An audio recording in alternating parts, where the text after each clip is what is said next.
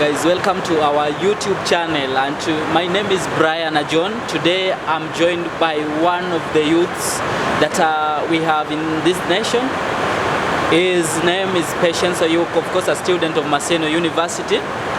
We'll be talking about youths and politics, and just to mention, he's also aspiring to be an MCA come 2022. So Mr. Patience, welcome to our bench. Thank you for having me. Okay, maybe you can introduce yourself to our listeners outside there. Okay, my name is Patience Victor Oyuko. Yes.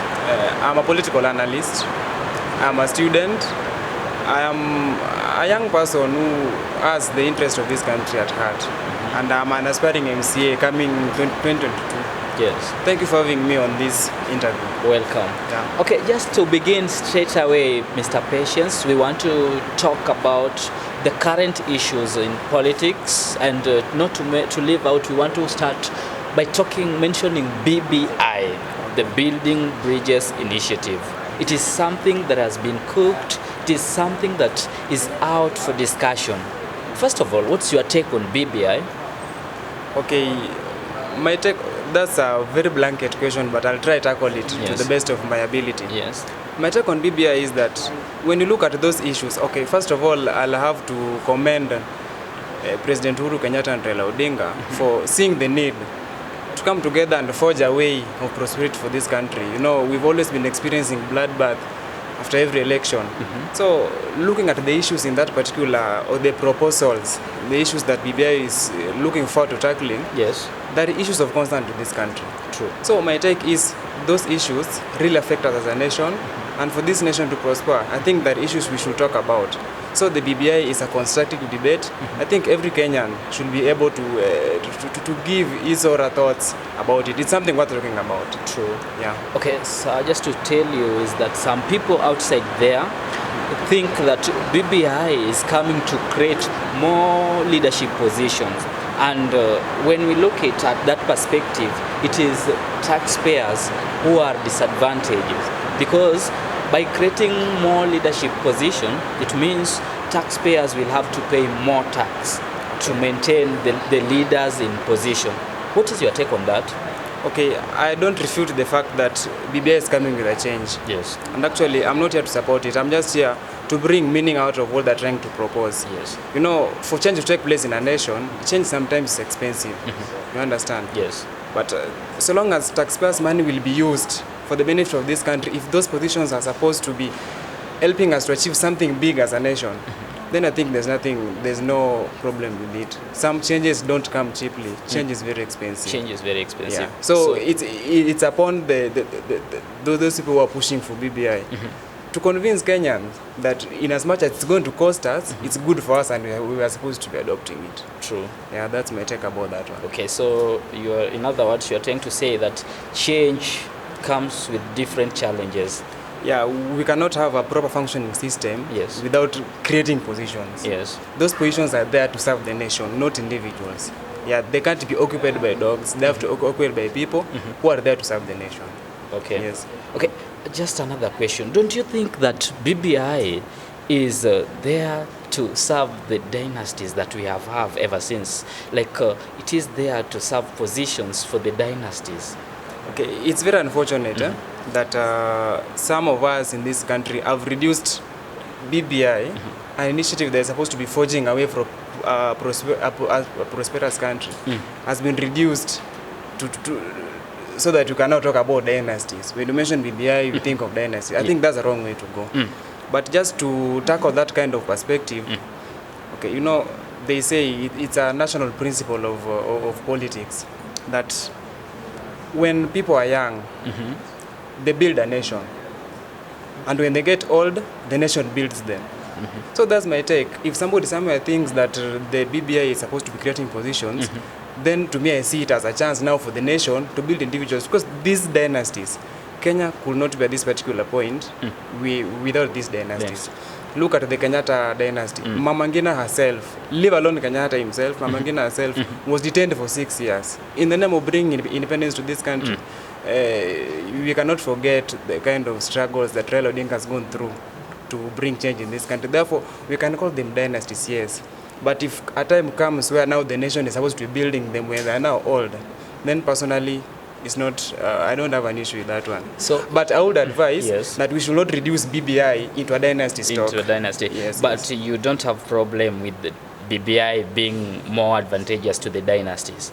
Just for the benefit of doubt for those guys who are kind of peddling that kind of propaganda. In other words, you're trying to say that we should support BBI just to reward these people having struggled for this nation.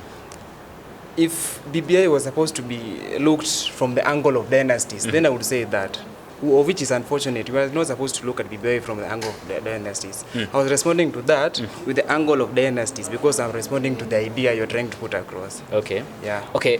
The deputy president, that is Honorable William Ruto, is opposing BBI.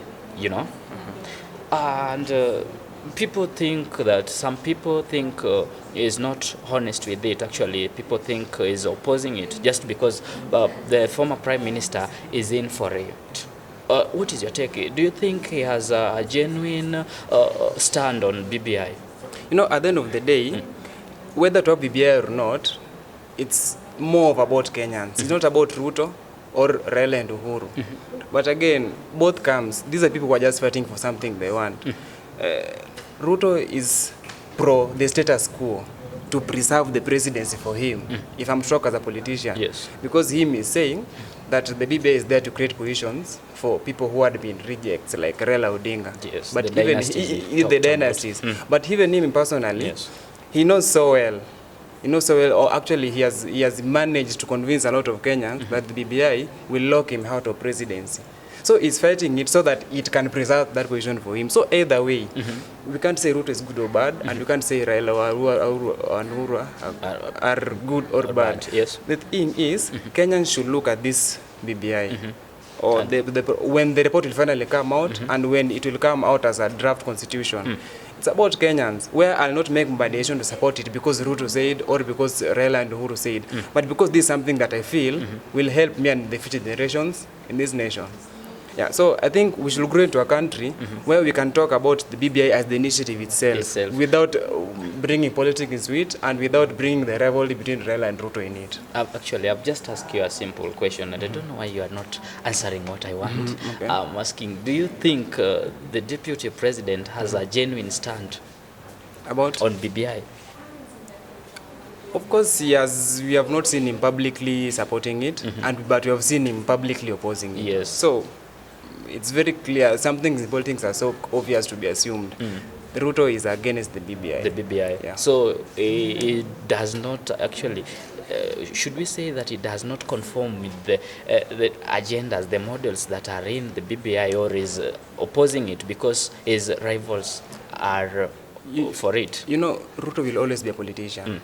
Yeah, and you know, some of the agenda inside there, like creating the parliamentary system to create the position of the prime minister. When he goes to speak to people, he'll mention that.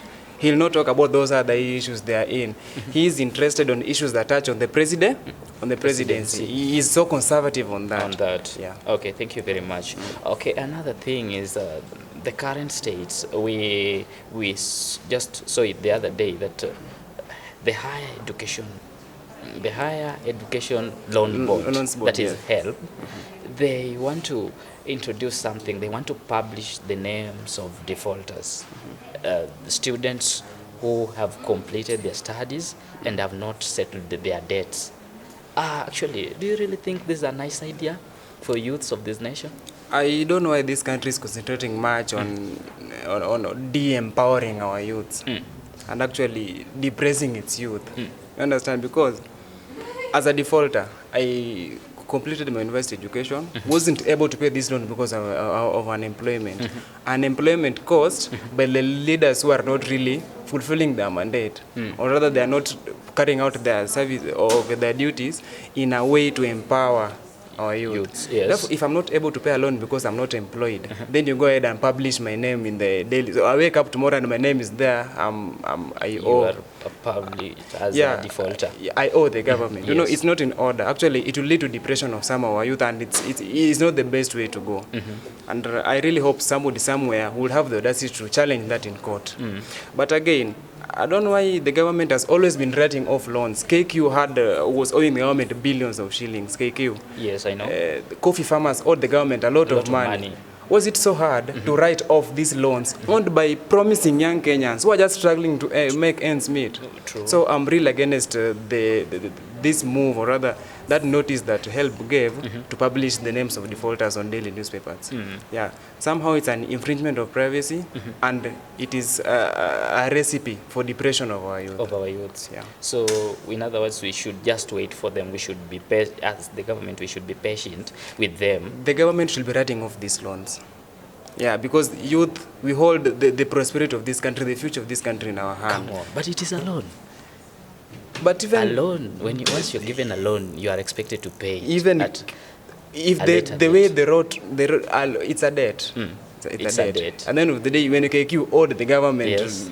a lot of cash, I'm not sure of the figures, but it's billions of shillings. It was a debt. debt. So when KQ was owing the government, we share the same thing. It's a debt to the government. This loan I've not paid. It's a debt to the government. So Yes. if they could write off that one, they should also write off mine as a youth. Yeah. Maybe we are yet to see, but I think it is quite a big money. You see, it is a big amount. Maybe if we write it off, our country Why will is be it big when it paralyzed. comes to the youth, and when you go to KQ, it's not big? Maybe dealing with the we, youths we should be is fair as a easier country. than- We should be fair as a country. Oh, true. Yes. Okay. Okay, now let's face it. We are youths of this nation. Yeah, We are youths of this nation. Our country, we understand where we are, the state of affairs.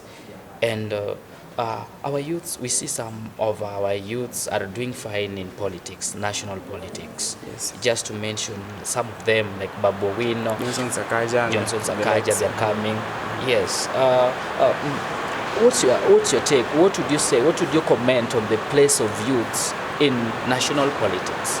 Okay, before we talk of youth as that blanket name, the youth of the nation, Yes.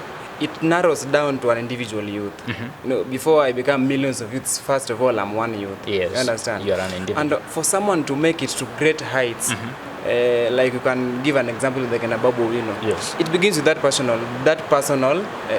personal initiative to make it. We have something known as dreams and ambitions.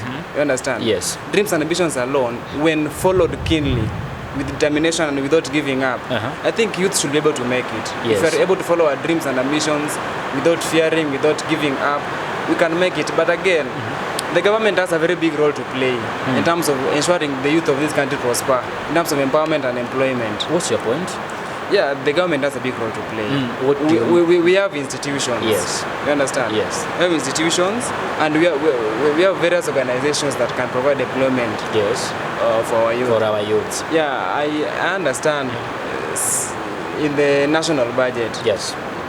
there's some cash set aside for creating opportunities. Yes. Like industries, you understand? Even in appointments, I don't want us to go so far in terms of industries. Even national appointments alone, the youth should be considered.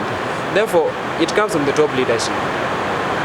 When we have a president, Yes. regardless of whether it is parliamentary system or presidential, at the end of the day, we have a president, and we have his people helping him to serve. If these people have the agenda that we want to ensure that the youth of this country are empowered, then I think we could not be having this discussion of our youth are not empowered, we are not employed, what should we do as youth? You understand? Yes. Yeah, because even when it comes to election, youth are the people who normally who vote governments wholesomely. They come out. They come out in large numbers. to vote. And when we talk of violence, it is youth again being used for electoral violences. Then why can't these youth now be empowered when now the government is in power? Therefore, in as much as we should have that personal push to really try and make it in life, we need the support and the goodwill of this government. True. And clearly, right now, as Kenya stands, this government does not have any goodwill for its youth. Why do you say so? Okay, I'm going to use practical examples. Yes. I'm going to use practical example. Number one, publishing the names of these people who have not paid the help loan. That number one, that shows that this country does not even trust its youth. The country is against it. It's against its young people. True. And a country that is against its young people is not likely to prosper. You understand? Yes. Yeah. Then number two, public appointments.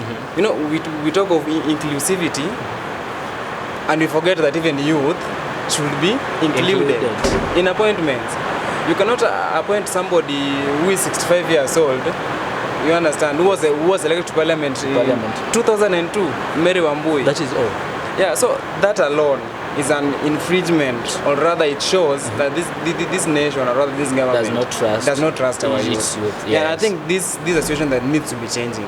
Yeah, we as youth need to stand up, occupy our space, and speak against injustice against us, because injustice against youth is an injustice against the prosperity of the nation. Yeah, according to me. So, is it right to say that youths of this nation are struggling to find foothold in society? Yes, I can say youth are struggling. They're struggling. Find like we are struggling because we lack empowerment. Yes. We are struggling because we lack the goodwill of the government. Understand? Yes. Yeah, we are really struggling.